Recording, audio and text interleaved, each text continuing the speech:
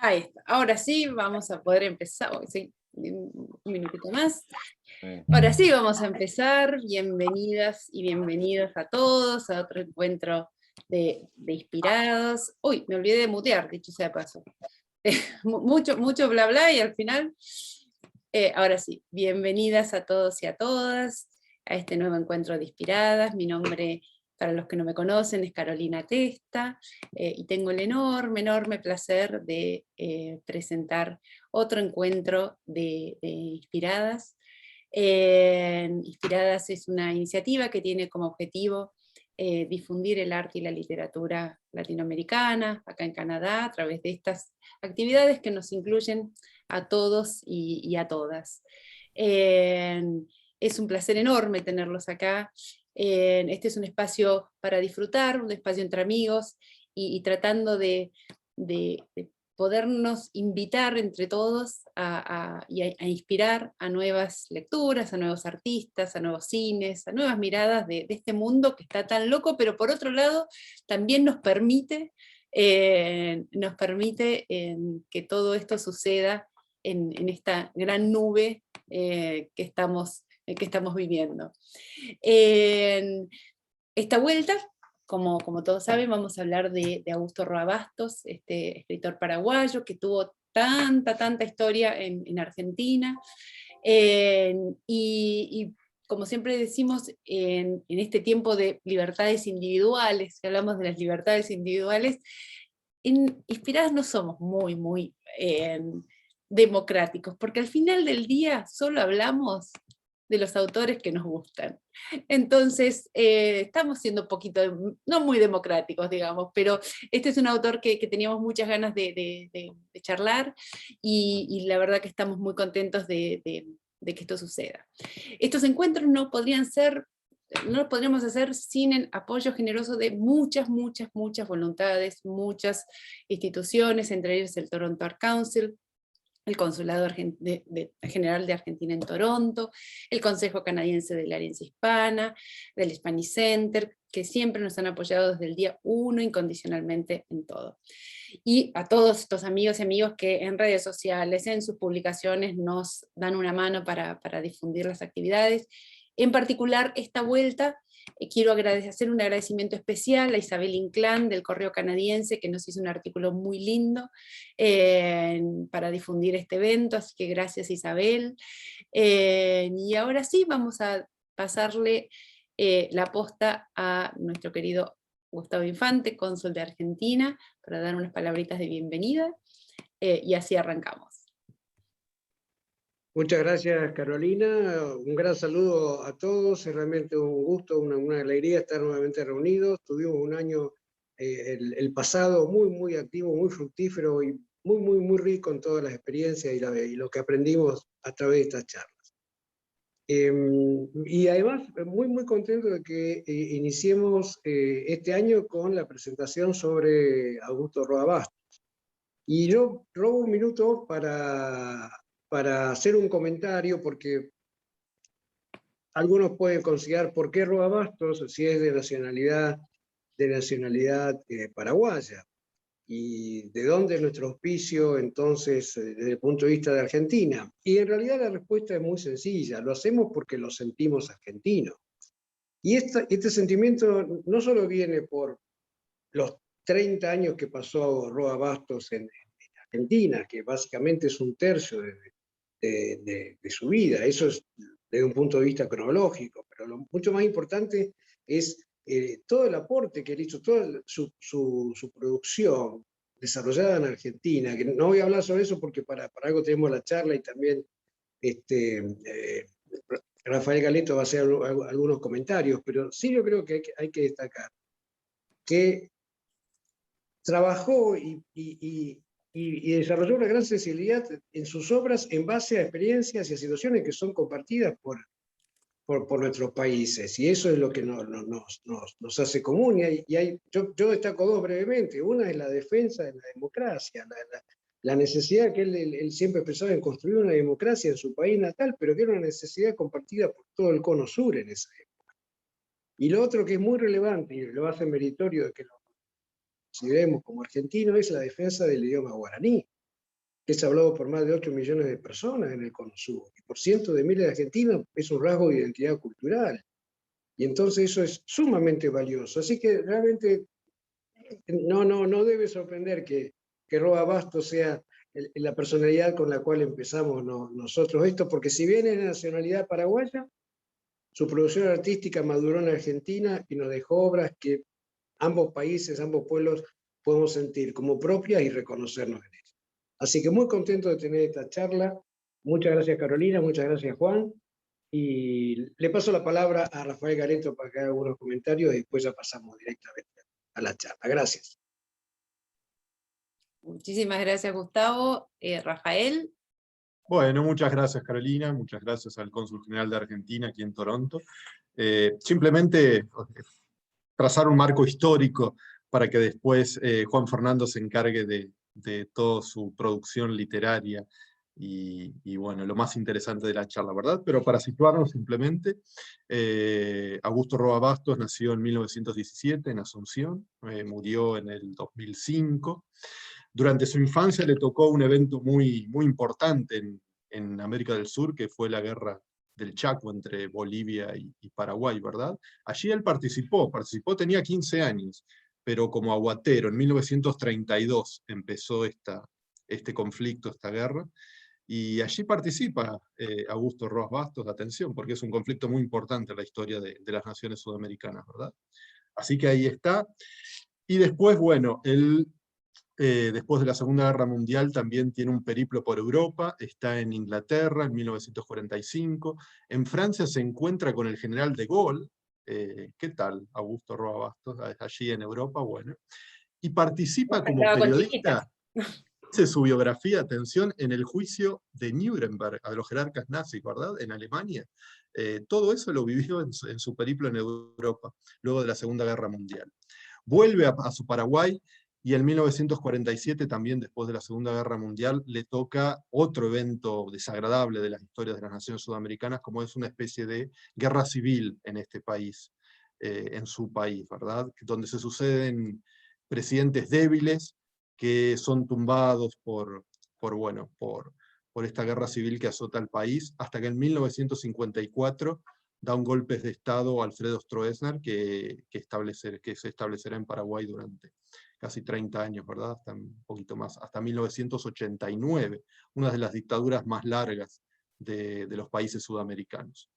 Por supuesto no se lleva bien entre Stroessner y Roa Bastos, que todavía tenía una producción literaria incipiente, todavía no era el mayor acervo cultural que va a dejar, que lo tendrá como bien hacía mención el cónsul general en la Argentina, ¿verdad? Hasta ahora él está, en 1954, instalado en Paraguay, viene este golpe de Estado de Stroessner, y se tiene que exiliar, y decide venir aquí, bueno, a la Argentina.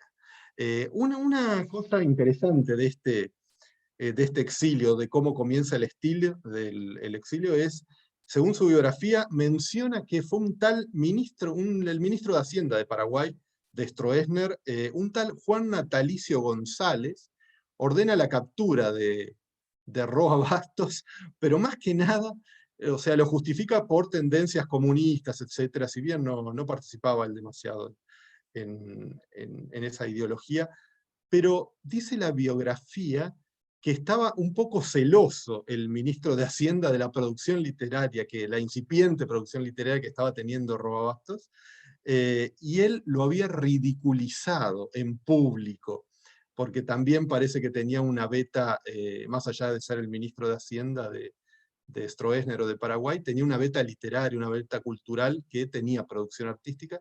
Sin embargo, Roa Bastos lo había criticado públicamente, y eso no le cayó nada bien, y bueno, debe exiliarse, previo a esconderse en un tanque de agua y estar en la embajada de Brasil, casi como exiliado, ¿verdad? Antes de poder ingresar a la Argentina, cosa que lo hace en 1954.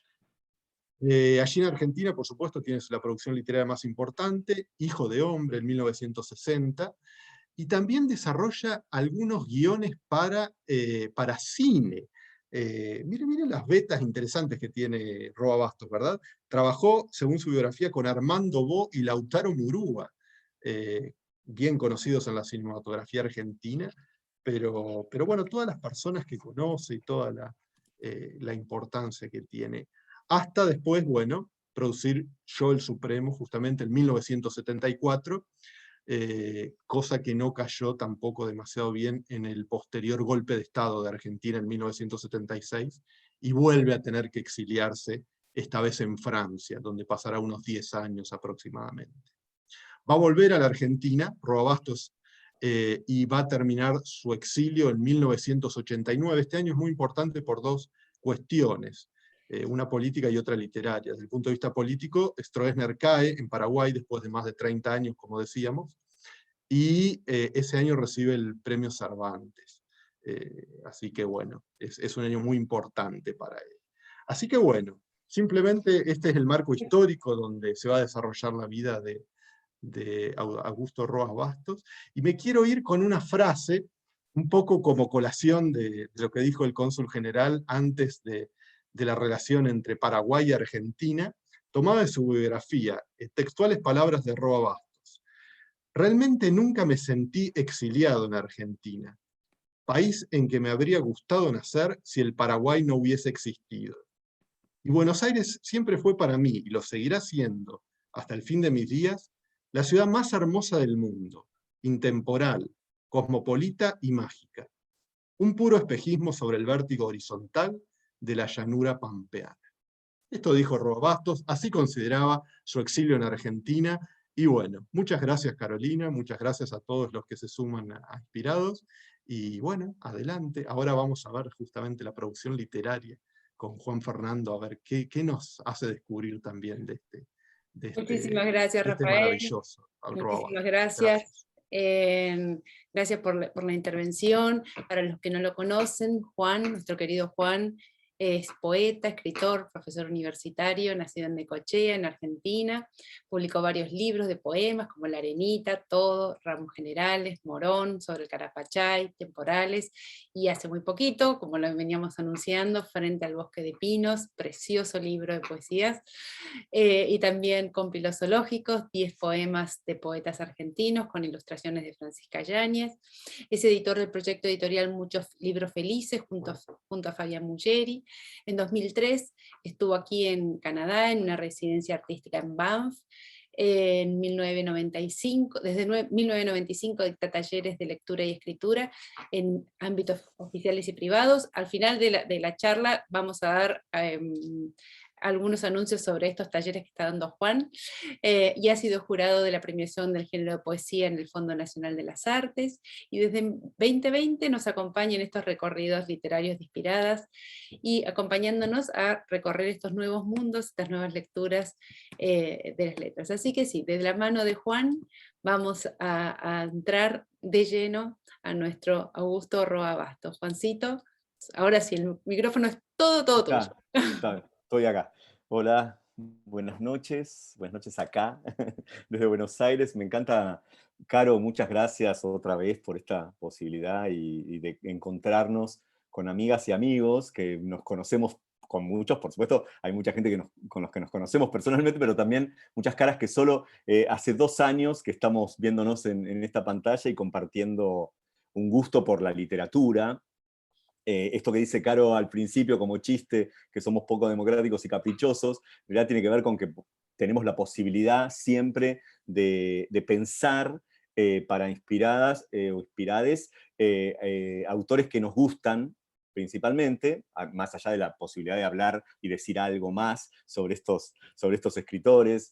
En el caso de Roa Bastos, por supuesto, nos vamos a encontrar con que yo hice como una especie de pequeña encuesta, y hay que revitalizar la figura de Roa Bastos, hay que volver a leerla, porque claramente hay un montón y eso que se ha reeditado, por lo menos sus obras más importantes están reeditadas, pero bueno, me parece que esta es una oportunidad para recorrer. Yo voy a focalizar la lectura, no voy a porque me parece, algo con lo que quería empezar diciendo, cuando nosotros, en muchas de las charlas de Inspiradas desde el comienzo, por lo menos yo subrayo este carácter de la mirada desde Argentina, ¿no? Lo que Gustavo decía al principio también, ¿por qué un escritor como Roa Bastos? Pero en general cuando digo, yo intento focalizar en una mirada local, pero que tiene que ver más con mi formación y que no puedo dar cuenta a veces de cuestiones que tienen que ver o con la historia política o la historia literaria, que son el marco de ciertas escrituras, ¿no? Cuando hablamos de poesía, ahí se compromete algo más profesional, si quieren. Y en el caso de Roa Bastos, adhiero también a lo que decía Gustavo y Rafael, también es una figura muy importante para nuestra historia cultural. Ese es el recorrido también que, digo, más allá de lo que voy a focalizar, voy a leer menos de sus obras que en otras oportunidades, vamos a hacer un recorrido, digo, vamos a revitalizar la figura de Roa Bastos, que está, digo, su figura central en la cultura sudamericana, y en el momento en que le toca escribir. Más allá de esos detalles, voy a volver. Juancito, no te escucho. Se muteó. Se muteó. No, digo, voy a tomar como un hilo algunas de las cosas que también Rafael dijo, y digo, como para que sea mi hilito de Ariadna para ir a través de la vida y la obra de Roa Bastos, ¿no? Cuando hablábamos hace unos meses, el año pasado, con Carolina, la posibilidad de este ciclo latinoamericano, el nombre de Roa Bastos justamente surgió de inmediato. Ella hacía una evocación biográfica que tiene que ver con Misiones y el vínculo con el guaraní, y entonces, justamente, Roa Bastos es el prócer indiscutido de la literatura paraguaya, digamos, le rinde honores Paraguay a su obra. Nosotros tenemos un serio problema, lo hemos hablado, Gustavo, lo hemos mencionado varias veces, ¿no? Cuando decimos que hay un puente que hay que alimentar sobre ciertos autores que hay que revitalizar. Yo diría con Paraguay en general, digo, si yo les preguntara, acá descuento que hay muchas y muchos lectores de literatura en general, ¿cuántos escritores? Digo, acá hemos tenido además el exilio de varios escritores, como el poeta Elvio Romero, digo, pero ¿cuántos escritores paraguayos conocemos? Y seguramente mencionaremos a Roa Bastos solamente. Bueno, pero también esta situación que Caro mencionaba fue uno de nuestros puntos también. Digo, todo lo que tiene que ver con en un profundo sentido cultural, que es el guaraní, las marcas del guaraní que nosotros también podemos reconocer, las huellas de la cultura guaraní en la literatura de Roa Bastos, y que también nos llega a través de su literatura toda una cosmovisión diferente. Entonces, ese interés que teníamos en común con Caro, de dar cuenta también de eso, y que no nos es ajeno ni siquiera a los porteños, el guaraní, por supuesto, ese punto de interés es el que también quiero compartir con ustedes, porque no es menor en la obra y la elección de Roa Bastos de dar cuenta de ese acervo cultural. Es el único país de Sudamérica bilingüe, ¿no? El bilingüismo, esto, digo, si hay algún filólogo o filóloga en la sala, se hace una panzada. Digamos, Es una panzada porque aparte estamos hablando de un país como Paraguay, bilingüe absoluto desde todo punto de vista, a Canadá, un país absolutamente bilingüe en inglés y francés. Entonces, esa conexión no pasa desapercibida en elección. Totalmente, totalmente. Entonces, vamos a entrar por ahí en esta charla. No voy a entrar en los detalles sociopolíticos de Paraguay porque me voy a meter en un brete seguramente que no es mi especialidad y no quiero decir nada inadecuado. Por supuesto voy a marcar estos hitos históricos que tienen que ver con la guerra, con el siglo XIX, cómo retoma el siglo XIX Roa Bastos, y por supuesto la guerra del Chaco que mencionó Rafael, que es parte de su vida y que también va a llevarlo a la guerra. Pero digo, voy a hacer las referencias que el mismo Roa Bastos ha destacado o ha subrayado en algunas de las entrevistas, porque su literatura es eminentemente política, ¿no? En el sentido que podemos pensar la literatura social y política, o digo, el modo en el que la política y lo social entran en la literatura, y es imprescindible, digamos, como para entender el contexto en el que se forja una de las obras, o una de las literaturas, una de las narrativas más contundentes de, por lo menos, Sudamérica. en el trazo grueso, ese que nos interpela también a los argentinos, tiene que ver, como decía, el siglo XIX, la guerra, la historia sangrienta del siglo XIX, que es la guerra de la Triple Alianza, también llamada la Guerra Grande, y también por nosotros la Guerra del Paraguay, la mencionamos así en general, pero es la guerra de la Triple Alianza. Si hiciéramos una mirada revisionista, deberíamos dar cuenta de lo que era Paraguay en el siglo XIX y cómo justamente hay una resistencia frente a los intereses británicos sobre la independencia económica de Paraguay. Esto lo voy a mencionar después cuando hable de Yo el Supremo. Y después la guerra del Chaco, ya entrado del siglo XX, en los años 30, 32, 35, de lo que participa, como bien lo dice Rafael, como aguatero, que era muy niño y no podía ir al frente, pero tenía la intención de participar. Pero este contexto de guerra, de la guerra de la Triple Alianza y la guerra del Chaco, dan un contexto, dan un mapa de un país que queda diezmado. Un país independiente, o que se piensa independiente, autónomo, va a hablar de la autodeterminación, Roa Bastos, en la entrevista con Soler, eso que sucede en Paraguay, está diezmado, queda sin nombres. No es un país matriarcal, para nada, pero sin embargo es una marca importantísima para la cultura y la constitución del acervo cultural, si quieren, en su sentido más amplio, ese país diezmado. Niños, mujeres, niños y ancianos, sin hombres. Es un número enorme el que se lleva las dos guerras, ¿no? Y además, porque son esas heridas que no cierran tan fácilmente, sobre todo las guerras del siglo XX, que las tenemos ahí nomás, ¿no? Y aparte, la Triple Alianza fue una guerra que duró 5 años, fue una eternidad. Exacto, larguísima y cruenta. Entonces, digo, esas marcas es donde se posa, creo yo, la mirada de Roa Bastos sobre toda su narrativa, ¿no? Nace en 1917, como bien dijeron, en Asunción, pero se cría en un pueblo cercano, que es Iturbe, y es contemporáneo. Voy a nombrar de quién es contemporáneo, que esto, digo, para pensar también en qué ámbito se desarrolla, ¿no? Nacidos con una diferencia de 2, 3, 5 años, digo, también para pensar después cómo es el contexto literario en el que se desarrolla su obra, digo, en la historia de la literatura latinoamericana, donde los años 50, 60 son súper nutritivos, digamos, ¿no? Juan Rulf, digo, porque vamos a hablar de un momento de la literatura de los 60 que es el boom en la literatura latinoamericana. Yo lo he mencionado en otras charlas, pero quiero hacer una mención especial, porque cuando uno recorre la historia del boom, de lo que se llama el boom en la literatura, que es un momento comercial muy importante, a su vez,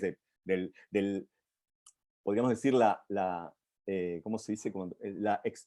Se exporta en los escritores a Europa, de los escritores sudamericanos, o latinoamericanos, perdón, no sudamericanos solamente, a Europa, es muy machista el canon. Son hombres. Podríamos hacer el mismo ejercicio. Pero bueno, yo voy a hablar de otra contemporaneidad.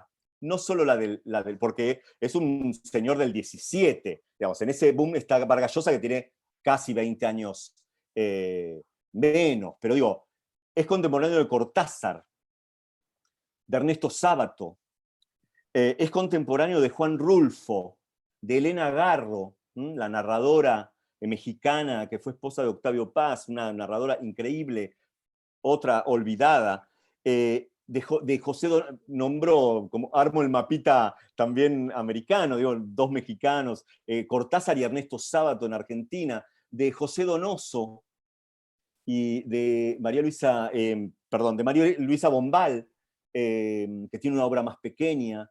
De Saer. De Saer. ¿Cómo de Saer? De Saer, Juan José Saer. No, pero tiene 20 años menos Saer, ¿eh? Claro, pero bueno, logran... No, está bien. No, pero estoy mencionando los que tienen 2 o 3 años. Es verdad. Perdón. Son contemporáneos, seguramente se conocen. Pero quiero decir, justamente, en esos, después quedan afuera otros que tienen nacidos en el 30, por ejemplo. El caso de Saer, o Puig también. Pero digo, en estos que tienen más o menos su misma edad, son estos nombres. Idea Vilariño y Mario Benedetti. Digo, aunque las estéticas no tengan que ver, ¿no? Nombro solo alguno de estos porque digo, y me animo a pensar en estas dos escritoras para alimentar ese canon amplio, ¿no? No todos se dedican tampoco a escribir una literatura política y social como la de Roa Bastos, ¿no? La generación posterior sería Carlos Fuentes, García Márquez, Vargas Llosa, que son un poco más jóvenes, después viene Sartre, viene Puig también. Solo basta ver el recorrido de la crítica literaria que toma a estos escritores, incluso los testimonios de los protagonistas del mismo Roa, para entender ese profundo machismo arraigado en la historia literaria. Justamente por donde se operó un borramiento, busquen cualquier historia del boom literario y parece que las mujeres no hubiesen escrito ninguna novela que pueda ser exportable. Tal cual. Quizás estaban escribiendo una literatura mejor en otro lado, pero eso es una discusión que no puedo dar ahora. Pero digo, busquen las listas, ¿eh? Se nombran entre ellos. Es un fenómeno interesante, digamos, están casi todos muertos, algo Vargas Llosa que ha hecho esa torsión en su vida que mejor ni mencionarla, así que el machismo sería lo de menos. Pero quiero decir, digo, ese es un terreno bastante particular, ¿no? Pero bueno, eso nos daría para otro curso. Volviendo a esta experiencia de Roa Bastos, dolorosa y traumática de la historia del pueblo paraguayo, ahí tenemos que mencionar justamente el año 47, que fue mencionado por Rafael, el exilio y el desarraigo que va a durar toda su vida. El exilio es ese movimiento, pero el desarraigo, inclusive cuando vuelve a Paraguay, dura hasta sus últimos días. Vivió mucho más tiempo y desarrolló, como también lo decía Rafael, su obra principal, su obra más importante, fuera del territorio paraguayo. Hijo de una familia fervientemente católica, en su crianza y en su formación, el castellano y el guaraní conviven. Y ese rasgo, esa marca distintiva, esto que decíamos, único país bilingüe realmente, hay que preguntar cuál es la lengua nacional para entrar en una discusión geopolítica o geolingüística, no sé cómo se dirá, de política lingüística. Creo yo que también esa experiencia es la que encarna en su literatura. Pero claro, elige el castellano para escribir su literatura. El guaraní es una lengua que tiene, sobre todo, que es oral en su difusión, podríamos decir, en su expansión. Es la experiencia oral y de los mitos orales. La experiencia escrita es posterior, y eso le debemos, si hoy hay escritores paraguayos o formoseños o correntinos que escriben e incorporan el guaraní en su literatura, mucho se debe a ese camino que abre Roa Bastos. Podría mencionar algunos poetas que lo están haciendo en el presente, ¿no? El ejercicio del periodismo es el que lo lleva a Europa como corresponsal de guerra. La poesía, como un terreno en el que periodismo, poesía, alguna obra de teatro, es el terreno en el que se preparan sus obras narrativas, que son las que le van a dar la fama y la trascendencia. Y después van a entrar también los guiones, que eso vamos a hablar vamos a hablar un poquito del cine también. En 1953, ya instalado en Buenos Aires, o por instalarse en Buenos Aires, su primer libro de cuentos, que es El trueno entre las hojas. Un argentino cinéfilo o de mi edad le suena El trueno entre las hojas, aunque no haya leído a Roa Bastos. Aunque no sepa, pero sabemos, tenemos una intuición que El trueno entre las hojas es una de las películas más conocidas, ¿no?, de Armando Bo con Isabel Sarli. Ahí hay una dupla o un terceto también para incluirla a la Coca, que va a dar varias producciones. Pero El trueno entre las hojas es el primer libro de cuentos de Roa Bastos. Pero por eso después lo voy a retomar. Son 17 cuentos. Y a partir de ese momento empieza una producción un poco más sostenida. Esos cuentos, digamos, son como un fresco realista de la realidad social y política de su país, pero sin una impronta panfletaria, digamos. Es un fresco de época, de su realidad, de su entorno, de sus vivencias, sin la necesidad, haciendo una denuncia social sin la necesidad del panfleto, para resumirlo, ¿no? Creo que todo lo contrario, digamos, justamente esa crudeza con la que él narra, ese naturalismo de la prosa de Roa Bastos, dan cuenta de una madurez ya como en camino de lo que va a ser toda su obra. Estamos hablando de un escritor igual en el año 53, nacido en el 17, saquen las cuentas, 30 y tantos años, y con una práctica que por lo menos va a dar en esos 17 cuentos un primer envión importante, que también es una puerta de entrada. Usted, digo, se vuelve tan argentino Roa Bastos que en su segundo libro, que es Hijo de Hombre, que es una novela, hasta le dan premios de la Sociedad Argentina de Escritores, de la SAD. O sea, miren cómo lo habían incorporado y cómo Argentina lo había recibido. Eso, por supuesto, da cuenta de este fenómeno inmigratorio de puertas abiertas que ha tenido siempre Argentina, por supuesto. Pero digo, ahí está como, ese dato lo descubrí igual buscando otra cosa, que le había dado la SADE, además de otros premios, un premio a su segunda novela, que es El Hijo de Hombre. Esos cuentos están trabajados en la atención de las lenguas, justamente. No, y muchas de las cosas, Juan, ahí en el cuento en particular del trueno entre las hojas, del trueno, sí. es simpático porque para los que crecimos por el norte, hay o sea, tiene mucha esta cosa de ritual, de los mitos, ¿no? Digo, incorpora todo eso de una manera que es algo que se vive muy naturalmente en las leyendas, los mitos, o sea, uno crece, en el norte crece con eso, las leyendas de la siesta, de todos estos personajes. Y una de las cosas que a mí me causó mucha simpatía, ahora cuando lo releí, hacía muchos años que no lo leía, era cuando en un momento él toca el acordeón, como es Solano Rojas, y la canción que habla es Campamento Cerro León, que en realidad es una canción que fue en la época de la Triple Alianza, y básicamente se la cantaba a la gente, a los del ejército que volvían a casa, no es una canción de regreso a casa. Que yo no sabía mucho esa historia hace muchos años, pero lo que sí sabíamos es que cuando te ponían cuando tocaban en cualquier evento, Campamento Cerro León, te tenías que ir a casa, porque se terminaba la fiesta y empezaban los tiros. Entonces, es muy simpático cuando recapacité en que esa era la cosa de volver a casa, ¿no? Totalmente. Muy bueno, me encantó. Por supuesto que los libros de Roa Bastos vienen con un glosario, con un vocabulario, porque si no es muy difícil reponer la cantidad de términos, y además porque es el guaraní, o quien ha escuchado el guaraní, es impronunciable para nuestro sistema fonador casi, podríamos decir, inténtenlo y sonará forzado. Creo, por supuesto que toda la práctica, pero justamente lo que tiene que ver con algunas letras, cómo se aspiran y demás, es como nuestro sistema fonador tiene que hacer un fuerte ejercicio. Pero esa idea de incorporar el glosario desde su primer libro de cuentos, de un vocabulario que también amplía al lector de cualquier época el horizonte cultural cuando uno se enfrenta. Esa es la función de la literatura, pero en este caso, a su vez, es alimentar algo que posiblemente no para todos, es como intraducible también. Aunque nosotros podamos reconocer que alguna palabra tenemos cercano, que se ha repetido, o por ahí, el vocabulario, son páginas de vocabulario que, por supuesto, hay que ir sí o sí para poder entender el sentido de esos cuentos, y con una musicalidad muy particular.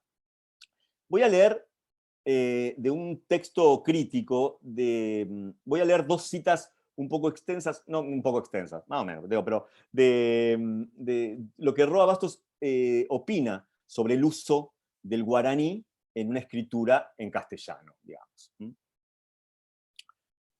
Y que son testimonios, porque claramente era un desafío, si quieren, político, llevar el guaraní a la literatura. Ustedes piensen que, seguramente después lo voy a decir, pero ustedes piensen que Stroessner prohibió el uso del guaraní.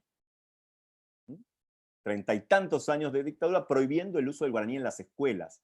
Por lo tanto, hay una generación que a tientas, por supuesto los más jóvenes hoy casi, si no lo hablan desde muy chicos en sus casas, casi no lo hablan. Ha vuelto igual a enseñarse, pero hay una generación que no lo tiene tan incorporado, pero que tiene que ver también con, por supuesto, esa decisión de la dictadura de Stroessner. Esto es un texto que él escribió en los años 50 también, cercano a la publicación, posterior a la publicación pero contemporáneo a la publicación del Trueno entre las hojas. Dice Roa Bastos, la tendencia natural de todo arte es la proyección de su resonancia, su trascendencia de lo particular a lo universal. El escritor paraguayo no puede olvidar por esto que, aun dependiendo de una instancia lingüística muy singular, se haya insertado en el tronco común de la cultura hispanoamericana cuyo vehículo expresivo es el español. Siente su gravitación, es atraído por este campo de resonancia más vasta. Y dice, la primacía del guaraní en el mundo anímico, dice esto que es la primacía del guaraní en el mundo anímico de los paraguayos. Roa Bastos plantea acá un problema de fondo y también una solución, ¿no? Porque podríamos discutir, podríamos tratarlo de cipayo, si quieren. Pero un escritor que se piensa en una proyección no solo paraguaya, sudamericana y después internacional, claramente sabe que el guaraní era un límite. Dice, ¿en cuál de estos dos idiomas trabajará el escritor que quiera ser auténtico? Si decimos que el guaraní proporciona al escritor la versión directa de los temas y le pone en contacto vital y emocional con su tierra, con su historia y con su gente, la elección parece obvia. Pero la elección del idioma vernáculo aparejaría el confinamiento localista de su obra. Reconoce entonces como como lengua nacional el guaraní, pero que también esto aparejaría el confinamiento localista de su obra. Hablaría en ella a su pueblo, pero sería mudo para los otros. Es interesante esta postura, ¿no es cierto? Podríamos discutirla, pero digamos, estamos hablando de un trayecto que va de los años 50, 60, que además lo expulsa de Paraguay la dictadura, y justamente esto, pensarlo desde un escritor en carrera, ¿no? Yo quería citar esta intervención de Roa Bastos porque justamente en El trueno entre las hojas no pretende inscribirse ni en el criollismo, que estaban ni en el pintoresquismo, ni está en juego la mirada coloreada del realismo mágico, que es el gran tema de la literatura de los 60, ¿no? Y que discuten justamente los escritores contemporáneos a este realismo mágico, si eso es un término inventado por la crítica para vender libros en España, o realmente estamos hablando de una otra realidad, ¿no? En la entrevista que después de Yo el Supremo, creo que es del 75-76, de Soler, ¿cómo es siempre me olvido el segundo apellido de Soler, un periodista español que hace, busquen en YouTube a fondo, seguramente conocerán porque ha entrevistado. Hoy estoy un poco insistente con el machismo de la literatura, pero si ustedes ven el listado de A Fondo, que ha sido remasterizado, y se ve, Soler Serrano, gracias. Soler Serrano, que ha entrevistado a todos, fíjense quiénes son las mujeres que entrevista, dos españolas, Carmen Martín Gaite y no sé quién, alguien que desconozco. Pero después son todos los muchachos de esa época. Está la entrevista a Puig, que no hay tantas entrevistas. Y la de Roa Bastos es muy interesante, porque además son los años posteriores a Yo el Supremo, que él ha quedado agotadísimo después de escribir esa novela. Pero miren, él en esa entrevista, que la da en España, invierte. El realismo mágico es una fórmula que Alejo Carpentier, el escritor cubano, contemporáneo también de Roa, el autor del Siglo de las Luces, después lo voy a mencionar otra vez. Él, en realidad, Carpentier hablaba en vez del realismo mágico, de lo real maravilloso. Otra fórmula, la representación de lo real en un mundo. Lo maravilloso nos permite a nosotros, es el mundo mágico, es el mundo mítico, si quieren también, del que habla tanto Roa Bastos, del mundo mágico también de la cultura guaraní, podríamos decir. Pero digamos, en ese sentido, Roa, si Carpentier invierte esa idea del realismo mágico y habla de lo real maravilloso, Roa Bastos dice, la maravilla es lo real. Entonces ahí, con esa idea de la maravilla es lo real, da justamente entidad a todo ese mundo mágico, y de mundo mágico, mítico, también que tiene que ver con los mitos populares, ¿no? Que esto también hacía referencia Caro cuando decía, bueno, la cercanía de Misiones ¿no? y las figuras míticas con las que nos asustan en la infancia y demás, el bombero y demás, ¿no?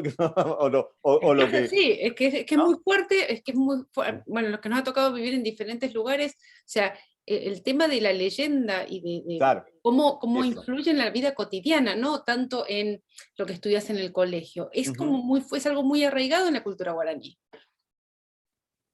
Y eso hace también que sea, digo, la cultura guaraní es ancestral, ancestral, ancestral. Entonces, cuando hablamos de medicina guaraní, cuando hablamos de un montón de cosas, es el gran misterio también. Salvo para un conocedor y un estudioso, es el misterio, digamos, como es el misterio de los pueblos originarios que no han sido, que tienen una fuerte tradición oral, que se ha podido transmitir, digamos. Todavía es como el interrogante. Y creo que ahí se funda también la relación que uno, fuera de ese contexto, admite cuando entra en la cultura guaraní o, digamos, o en el pueblo paraguayo.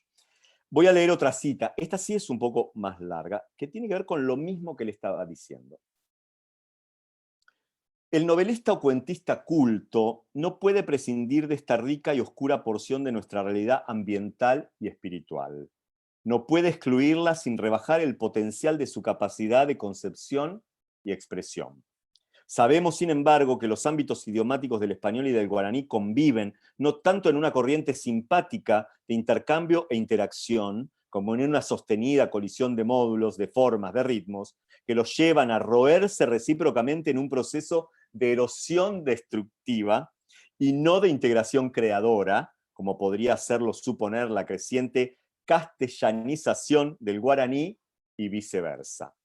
Esta es una hibridación bastarda o degenerada, más vale, que delata un acoplamiento con incompatibilidades muy serias. Si desde el punto de vista de las leyes lingüísticas este fenómeno puede ser explicado con relativa facilidad, no lo es tanto desde el punto de vista simplemente literario. Yo evoqué a los filólogos. Bueno, desde el punto de vista literario, dice Roa Bastos, esto no es tan sencillo, esa mezcla. Tenemos que inventar aquí la sopa de ajo. Y cualquiera sea la fórmula elegida, sabemos por anticipado que el cuentista o novelista culto que escribe en castellano no va a cometer la tontería de pretender trasladar a sus textos las características formales y técnicas del guaraní. Prosodia, semántica, sintaxis, léxico. Procurará a lo sumo incorporarles su atmósfera, infundirles su sentido, su emoción vital. Pero esto es lo que es endiabladamente difícil. En especial, el problema del diálogo, la víscera más importante, suerte de hígado-corazón, de las estructuras narrativas que no podemos sustituir con elisiones o traducciones más o menos ortopédicas, sin que el pulso de la narración se nos venga a cero. Miren, habla de la dificultad de dar cuenta de esto y que es la base de su literatura, ¿no? No se trata de intentar traducir, sino de cómo imbricar desde una sintaxis, desde un ritmo, de una musicalidad, el habla, el diálogo, dice él, porque es la oralidad, la representación de la oralidad, justamente, de esos personajes que pueblan la narrativa de Roa Bastos. Yo quise quedarme un poco en este tema es un tema central justamente en la historia paraguaya, ¿no? Justamente, y vuelvo a decir esto, digo, lo que produce en el pueblo paraguayo la llegada de Alfredo Stroessner a Paraguay, digo, y lo que hace con el guaraní. Esa idea tan bestial, digamos, ¿no? De bestial en el sentido de que Stroessner era una bestia, ¿no? No lo digo en un sentido, sino de pretender que una lengua de raíz oral sea callada, borrada, nada más ingenuo, nada más imposible. Lo que sostienen los pueblos es justamente esa lengua en secreto, sus mitos, sus historias, sin necesidad de hacerlas públicas. Entonces digo, ¿cómo se enmudece un pueblo, no? ¿Cómo se cercenan los mitos populares? No hay manera, solo con disposiciones y restricciones de orden escolar, si quieren, ¿no? Sobre los desmanes de la guerra y los efectos devastadores, sobre la identidad perdida, sobre la resistencia del pueblo paraguayo, viene a rendir cuentas la literatura de Roa Bastos, sobre todo Hijo de Hombre, que es la novela de 1960. Por eso les decía, tan afincado en Buenos Aires que le dan, ¿no? Un premio, la Sociedad Argentina de Escritores. Después de Hijo de Hombre, El Trueno entre las hojas, Hijo de Hombre y Yo el Supremo constituyen lo más alto de su literatura. Después hay otros libros de cuentos, por supuesto, que le siguen todo en el 60, ¿no? El Baldío, Los pies sobre el agua, Madera quemada, Moriencia, que es una compilación de los cuentos que ya he editado, y llega el año 74. Llega el año 74, digo, él manifiesta que fueron muchos años de trabajo. Calcula 6 años de trabajo en la que va a ser su novela más aclamada, su novela más famosa, por el tema también que toca, que es Yo el Supremo. Y también la novela más experimental. Nosotros, cuando hablamos de la experimentación en la literatura y los 60, claro, podríamos pensar en Cortázar y Rayuela, podríamos pensar en alguien fuera de este canon del boom que es Puig y Boquitas Pintadas, digamos, ya hay algo. Podríamos pensar en Rodolfo Walsh y en los 50, en Operación Masacre. Los géneros están quedando chicos, pero estamos hablando de los 70. Y justamente Roa Bastos no ha sido un gran experimentador de las formas. La mayor experiencia y la mayor experimentación tiene que ver con incluir el guaraní, pero no desde lo formal. Y Yo el Supremo es como un pastiche lleno de otros textos, ¿no? Desde esa figura de Gaspar Rodríguez de Francia, que es justamente el dictador, digo dictador y pongo entre comillas, el supremo dictador, pero tiene, Roa Bastos sabe de la doble lectura, hablé del revisionismo, justamente de una doble lectura que la figura de Francia convoca. Pero el libro, no sé si alguien leyó sobre el Supremo, es una mezcla, digo un pastiche porque es una mezcla de diálogos, voces que afirman y niegan lo que se dijo antes. Este personaje que es Gaspar Rodríguez de Francia, que habla desde el más allá, papeles quemados, todo eso está mencionado como si fuera un arcón enorme que se abre y se cuenta la historia de este personaje. Vuelvo a decir, el trabajo con materiales diversos, los teóricos de la literatura hablarán de paratextos y demás, términos que yo he olvidado un poco, pero que tienen que ver con, arman una trama mucho más abigarrada y también muy divertido, porque es como eso, alguien que habla desde el más allá, arma una figura, voy a decir, simpática del dictador, ¿no? A ver, esto se da en un momento en el que también otros escritores toman, primero, las dictaduras en Latinoamérica se dan un poco en cadena, pero estamos en la antesala de lo más cruento, lo que son los 70, estamos en la antesala del horror, pero por lo pronto se permiten que estos dictadores, con cada uno con sus diferencias, sean un poquito más simpáticos.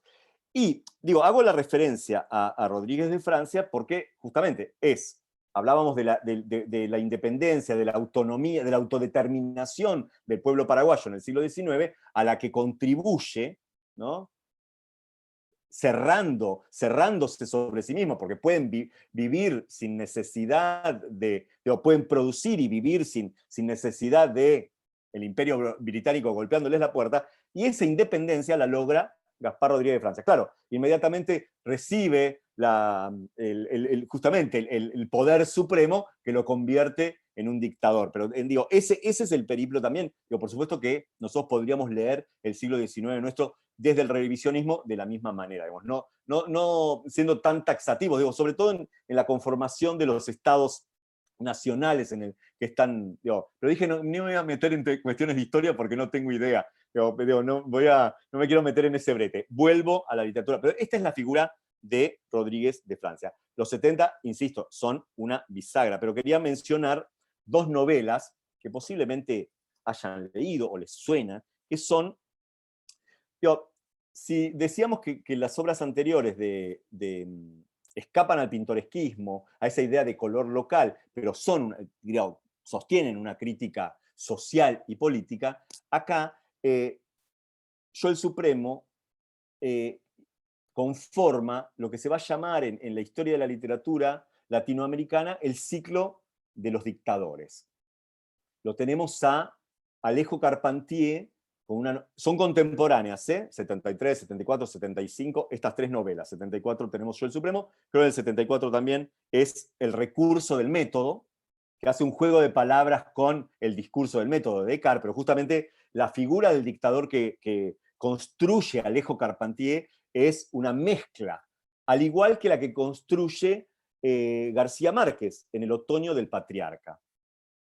Después de 100 años de soledad creo que es su gran novela. Es mi novela favorita, digo, de García Márquez, si tengo que elegir. 100 años de soledad es como un alto lugar en la literatura latinoamericana. Digo, El otoño del patriarca es una gran novela. Las tres trabajan pensando cuestiones técnicas de la novela, ¿no? El otoño del patriarca no tiene un solo punto de aparte, por ejemplo. En el recurso del método todo el tiempo se está trabajando con el discurso de Descartes, ¿no? el recurso del método, ¿no? en contra torciendo la idea de Descartes. Digo, se toma ese texto emblemático. Roa Bastos se va al siglo XIX, mientras que Carpentier y García Márquez trabajan con una especie de mezcla, ¿no? Como si fuera un golem de distintas partes, de distintos dictadores. Hay un texto de dictadores que yo ni siquiera recuerdo algunos nombres, no voy a nombrar a ninguno, pero una mezcla de algún dictador de Colombia, de Venezuela, de Centroamérica, de Cuba, de Haití, hacen una ensalada. El que da una pauta de algunas cosas de estos elementos que aparecen en esta narrativa es Eduardo Galeano en Las venas abiertas de América Latina. Un libro simpático, que yo nunca recomendaría como un libro de historia, por supuesto, pero tiene esa simpatía del chusmerío, de contar como detalles, pero tiene poco rigor histórico, digamos todo con Galeano, con el respeto que nos merece Eduardo Galeano, pero como libro es más como una especie de fantasía de la historia de América Latina, que se puede leer en paralelo de historiadores orgánicos. Ya veo que hay fanáticos acá de Galeano que me odian, pero lo digo con total honestidad, es un libro fundamental. Son varios los que te están odiando, ¿eh? No, Las venas abiertas de América Latina es un libro fundamental, pero no tiene rigor histórico. Si hay historiadores en la sala, tiene un valor de pensar, de un intelectual que piensa la política americana, la historia de la política americana, sin el documento o con documentos que van por otro lado. No me meto más en ese lugar. Quería decir esto, que para tener algunas referencias de eso, de lo delirantes que eran estos dictadores, delirantes, esto aparece representado en Yo el Supremo, aunque es el siglo XIX, y en estas novelas, la de Carpentier y que se los recomiendo, por supuesto, con énfasis. Quería leer una cosa crítica. Rosalba Campra, en un libro que se llama América Latina, la identidad y la máscara, toma justamente a este ciclo de novelas de dictadores. Voy a leer rápidamente lo que dice sobre Roa Bastos, ¿no? Dice, Roa Bastos, para narrar este experimento y escarbar en los secretos impulsos del hombre que trató de realizarlo, habla de Paraguay, de Rodríguez de Francia, Roa Bastos urde múltiples planos de escritura, diálogos del dictador desde más allá de la muerte, con su secretario, párrafos de su cuaderno privado, interpolaciones, notas al margen, circulares. En esta superposición de estatutos textuales, el autor en cierto modo se borra y se transforma en un compilador, es decir, en alguien que se limita a elegir, ordenar y transcribir. La ficción finge desaparecer, convertirse en una especie de documento. No hay propuestas de interpretación de los hechos, sino los atisbos de una totalidad contradictoria. ¿Acaso sea esta la última mutación de la novela histórica? Ni novela, ni histórica, simplemente historia, en el momento mismo de hacerse y con todas las virtualidades interpretativas posibles. Mi proyecto, dice, y lo cita Rosalba Campra, dice, mi proyecto de novela ha consistido, pues, en un primer momento en escribir una contrahistoria, una réplica subversiva y transgresiva de la historiografía oficial. Las leyes internas del texto, a través de los códigos que el texto mismo segregaba poco a poco, me impusieron una transformación necesaria. La contrahistoria debía convertirse en una intrahistoria y simultáneamente en una transhistoria. Digo, lo que Campra también destaca es que mientras mientras García Márquez y Carpentier arman una especie de golem simpático y casi ridículo de los... él toma un personaje real, concreto, para permitirnos leer desde el siglo XIX nuestro presente. Eso es interesante cómo lo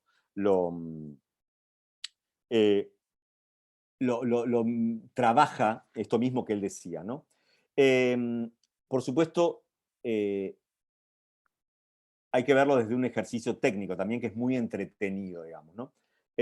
Supongo que desde la actualidad se puede leer digo, después de tantos años, se lee con la misma fascinación. El año 76 lo expulsa de Buenos Aires, esto también lo dijo Rafael, lo expulsa porque justamente aparece una prohibición sobre Yo el Supremo. No se puede leer Yo el Supremo. Entonces, la censura de la Junta Militar hace que emprenda su exilio a Francia, a Toulouse, justamente donde va a enseñar literatura latinoamericana y guaraní. Rafael mencionó el rol el trabajo de Roa Bastos en el cine.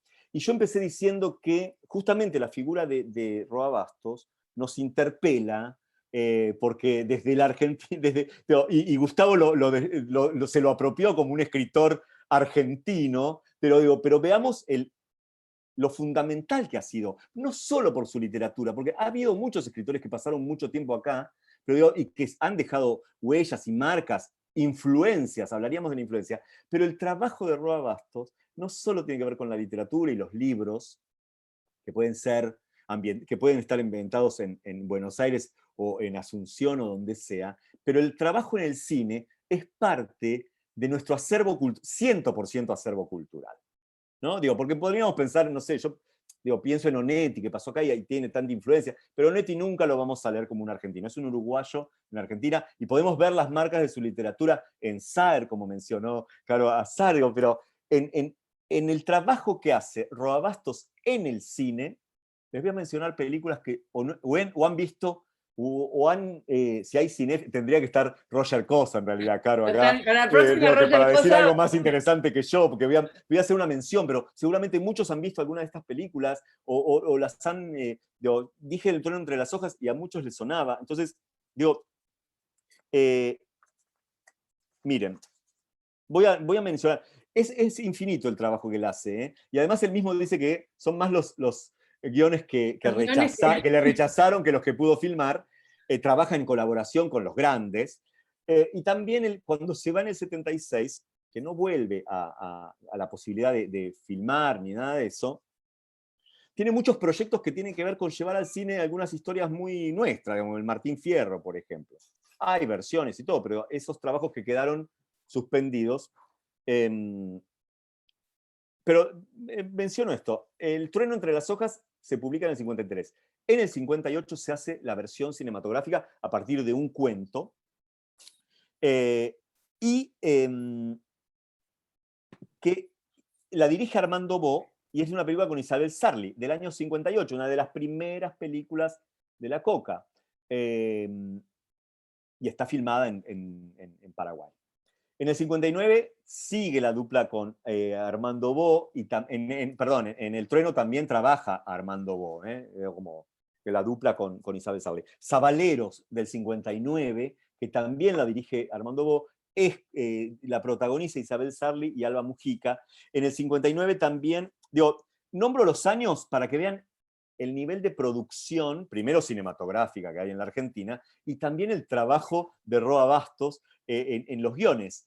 Muchos, años 58, 59 Zabaleros, 59 también La sangre y la semilla, que es una coproducción argentino-paraguaya con Olga Zubarry, una actriz emblemática del cine argentino, de Alberto Dubois. En el 60, Yunco, un libro de color local, del santiagueño Jorge Ábalos, un libro que era de una bibliografía escolar en la escuela argentina, por lo menos hasta los 70, Yunco, que la dirige Lautaro Murúa. Recuerden que Lautaro Murúa no es argentino, sí, seguramente si no se nacionalizó, pero digo, es chileno, Lautaro Murúa. Y aparte Y es, que tuvieron una gran amistad con Lautaro Murúa. total, Y en un momento nunca, Lautaro Murúa, cuando habla de Roa Bastos, dice que aparte de ser fantástico escritor y bla, bla, bla, dice, como guionista es una de las personas con las que mejor se aplica la palabra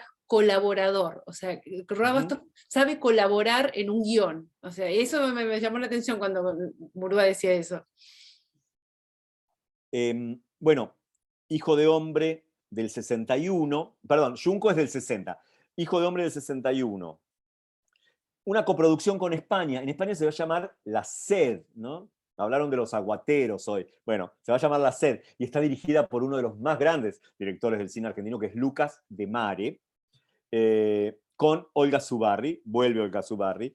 Alias Gardelito en el 61, una película, pero de Lautaro Murúa también, la adaptación del cuento de Bernardo Cordon, otro escritor contemporáneo a Roa Bastos, un realista, con Alberto Argibay y Walter Vidarte. En el 62, El Terrorista. Y ahí trabajan en coautoría, ¿no? Hablando esto de la colaboración, esta es una película que en el guión colabora Tomás Eloy Martínez, Daniel Cherniavsky y Roa Bastos. La Boda, en el 64, que es dirigida por Lucas de Mare con Graciela Borges, y también el guión es de Mare y de Roa Bastos. En el 67, una película que él desdeña, porque claro, estamos hablando de, por supuesto, además con una distancia histórica podemos revalorizar todo el cine, pero en la época, filmar con Enrique Carreras para él era como medio, bueno, tengo que comer. No, digamos eso. Bueno, él decía él decía que los guiones le dieron de comer toda la vida. Claro.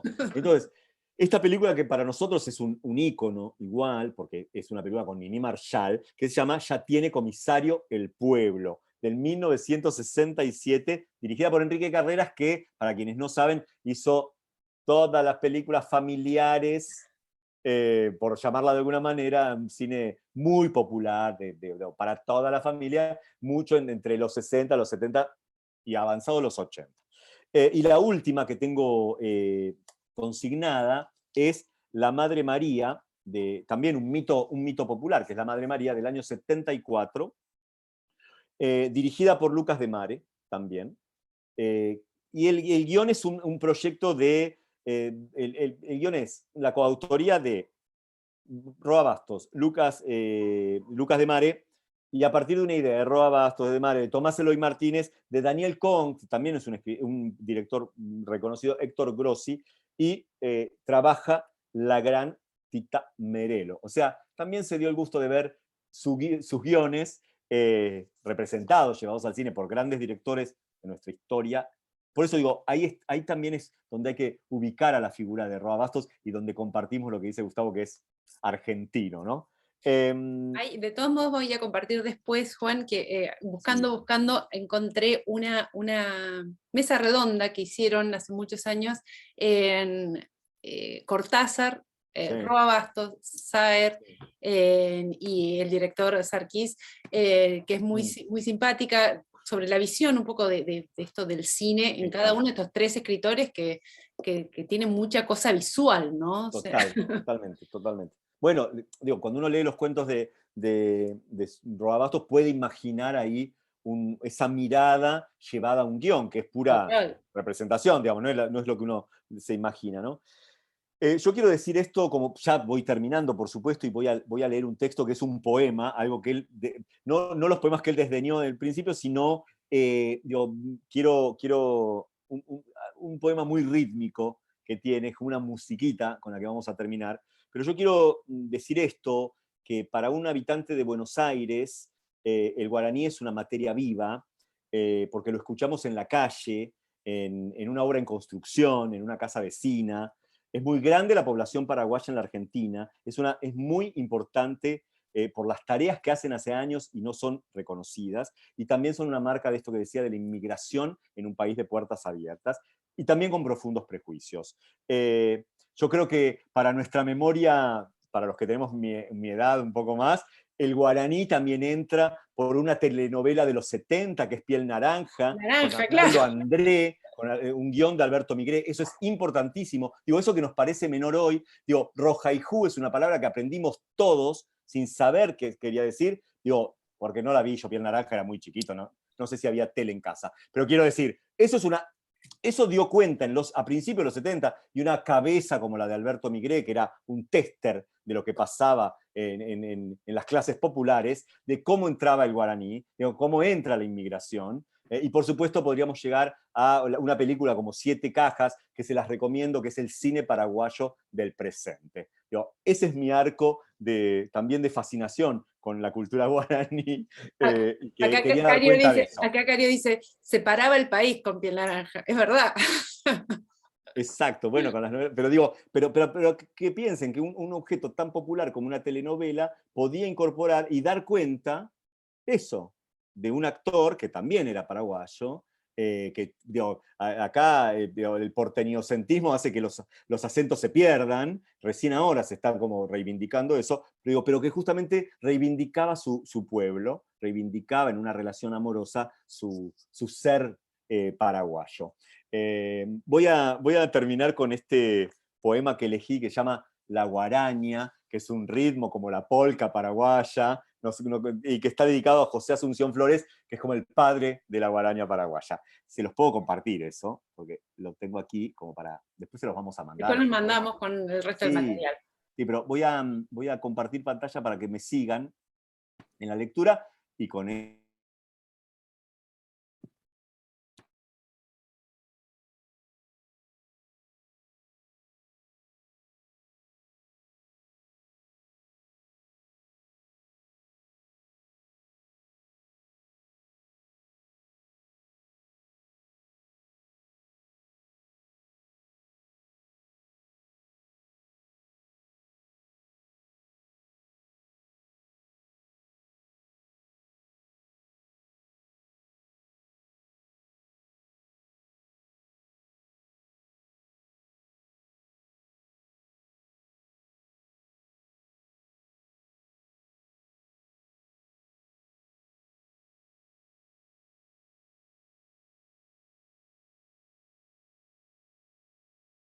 ¿Me escuchan? Hola, ¿me escuchan? Sí, Sí. me parece que Ahora sí. Ahora sí. lo perdimos a Juan. Denme un minutito, a ver Sí. si se vuelve a conectar. Debe estar queriendo poner el audio. A ver, Alguna grabación. puede ser. A ver.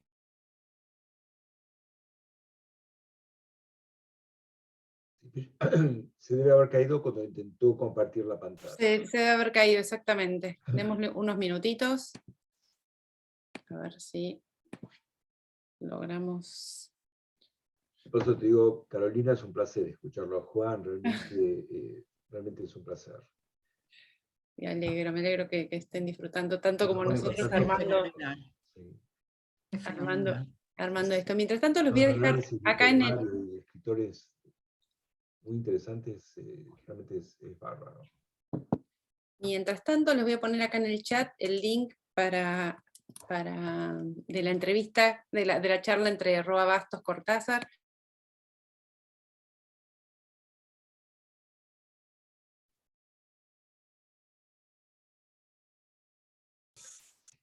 Caro, salgo desde otra pantalla, puedo salir de otra pantalla y espero que no se note el calor.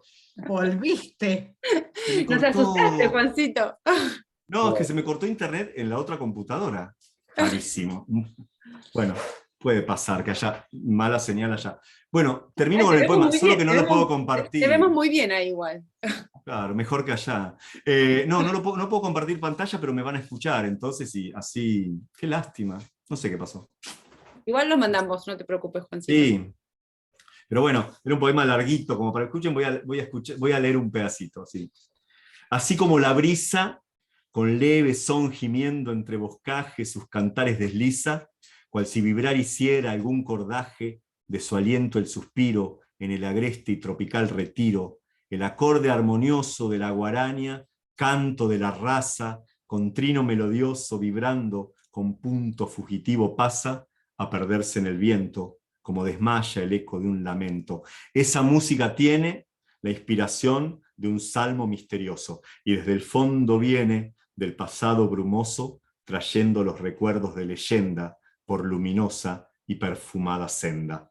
Y lo dejo ahí, porque es muy largo. Y después se los mandamos. Perdón, por Precioso, no, por favor, es precioso, precioso. la guaraña. La guaraña. Vamos a compartir el poema, acabo también de compartir el link de cosas. Hay algunas... De la entrevista. Disculpen. Alguien que quiera hacer preguntas, comentarios, etcétera, se pueden ir desmuteando. Acá había habido una intervención que se me escapó, Juancito, de Paola. Dame un minuto, que así se las leo también. Cuando hablábamos de los mitos y en el trueno, dice, probablemente la relación entre los mitos, cuyas raíces se pierden en los relatos, y el registro oral del idioma guaraní nunca se pueden separar. Quizás eso sea lo que enriquezca tan espectacularmente sus relatos. Y realmente es así, claramente es así. Claro, sí. Sí. Sí. Preguntas, comentarios, ahora sí puede... Carolina. Sí, Gustavo.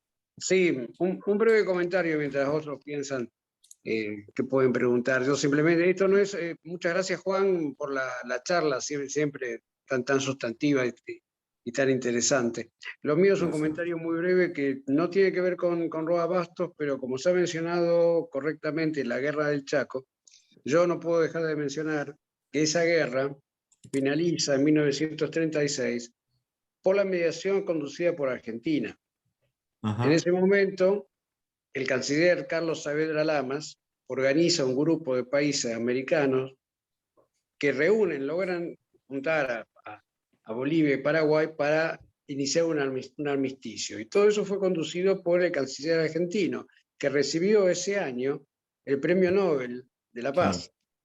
Fue el primer Premio Nobel de la Paz, el primer Premio Nobel que recibe Argentina, y fue el primer Premio Nobel que fue otorgado a un nacional que no fuera de un país de Europa Occidental o de los Estados Unidos. Es en 1936 y el Premio Nobel se venía otorgando desde 1901. Creo que es un dato que... Maravilloso, maravilloso. Muy buen dato. Muy buen, no solo muy buen dato, sino preciosa intervención, realmente. O sea, y poder, de algún modo, abrir este espacio en el cual realmente es entrar a cruzar un montón de cosas, esto de la pata diplomática y la pata del contexto y la literatura y el cine y este pastiche que hacía Roa, lo hacemos nosotros acá con diferentes partecitas. La verdad es un placer tenerlos a todos y a cada uno con los comentarios. Yo fui siguiendo, bueno, hay felicitaciones. Acá Norma dice que les cuento que tengo una edición de 1974 de Yo el Supremo, con tapas y láminas de Carlos Alonso, el gran Carlos Alonso. Mira. Esa es una perlita. Ahí está, mira, a ver si te pineo. ¿Dónde está? Ahí está. Ah, mira. A ver. Ahí está, ¿la ven? Sí. Qué lindo, ¿no? Alejala un poquito, siglo XXI es eso. No, mira. Ahí está. Qué lindo. Genial. Wow, buenísimo. Eso. Gracias. Muchísimas gracias por compartir esto, Norma. Muchísimas gracias. Muchas gracias realmente a todos los que participan, los que mandan mensajes, los que hacen posible de algún modo u otro, de diferentes maneras, cada uno de estos encuentros. Gracias en serio a todos y a cada uno por las felicitaciones, los comentarios, etc. Esta es la primera charla de un ciclo que habíamos llamado Narrativa Latinoamericana, y después como nos arrepentimos porque encontramos que había poetas y no solo era narrativa, así va a ser un poco de narrativa y algunos poetas latinoamericanos. Así va a ser un poco esta vuelta nuestro recorrido este año, y los invitamos a que nos sigan acompañando. Hay muchas novedades para este año, muchas novedades. Arrancamos con este ciclo. A fin de mes vamos a tener un ciclo de letras uruguayas también, y vamos a tener un marzo muy recargado, porque las chicas se vienen con todo, celebrando el mes de la mujer. Vamos a tener a Tiempo de Escritoras con Eugenia Sicabo nuevamente, vamos a tener a Roger Cosa, que va a estar charlando con la directora argentina Ana Katz, así que con su nueva película. Esa hermosa película, la vimos el sábado. Una gran película, ¿eh? Ojalá la puedan ver. Ay, Seguramente sí, la la van a verdad poder ver en estamos breve. muy emocionados con la idea Ana de Katz, que hermosa. pueda venir. Ella ha estado muchas veces acá en el Festival de Toronto, Claro. de Cine de Toronto, así que va a ser un placer. Y vamos a terminar con una charla sobre otra uruguaya, que es Armonía Somers, así que también todo va a ser un marzo de chicas, pero vamos a terminar un febrero con Mario Lebrero, de Uruguay, y de nuevo, todos y todas son bienvenidos. Todo lo que nosotros podamos aportar a ustedes y ustedes a nosotros, lo único que hace es enriquecernos, nada más. Sí, vamos a pasar un aviso parroquial, porque Juan está dando unos talleres maravillosos. Juan, te dejo para que pases la información, para que pases el PNT de los talleres tuyos. No, tengo grupos de lectura y escritura, por supuesto que aprovechando esta situación pandémica los doy online, los doy por Zoom, grupos de escritura y de lectura de poesía. Esos son talleres anuales. Bueno, y siempre aparece durante el año algún taller más restringido de 4 clases, pero ahora estamos empezando con los talleres y son abiertos quien quiera. Buenísimo. De todos modos, les va a estar llegando mañana un mail con el poema que Juan no terminó de leer porque decía que era largo, pero no le creemos mucho, el link de la charla entre Cortázar, Saer y Roa Bastos, y seguramente alguna otra cosita que encontremos hasta mañana. Les agradecemos enormemente a todos. Sí. Carolina, estaba pensando que los talleres o los cursos que estás haciendo, Juan, ¿tenés una página web también o algún lugar? ¿No? Es que en Casa de Herrero saben lo que pasa, ¿no? No. Pero también, No, me pueden ubicar en el Instagram, Juan F. García. Les paso la información, chicos, quédense pero tranquilos. no tengo página. No, pues estaba pensando que de repente sería interesante saber cuáles son los talleres, el costo y todo, ya que estás, en un grupo así grande de gente que está interesada en la literatura. No sé si, Carolina, hay alguna manera que lo envíes o algo. Yo ¿no? mañana mismo. Las redes de Juan García. Las redes, voy a poner toda la información y voy a poner las redes de Juan para que lo puedan seguir. Y sea Gracias, Javier. Y así pueden dar con los talleres, que son preciosos. Yo los hago desde hace muchos años, chicos, hace más de 25 años que hago talleres con Juan, y realmente son tan hermosos como las charlas que da acá. Y nada, una vez más, Juancito, gracias por compartir con tanta generosidad. Ustedes. Todo, Gracias, en Caro. serio. Este aplauso Gracias, para Caro. vos. A ustedes, me encanta. Nos vemos pronto. Nos vemos pronto porque Hasta se viene más.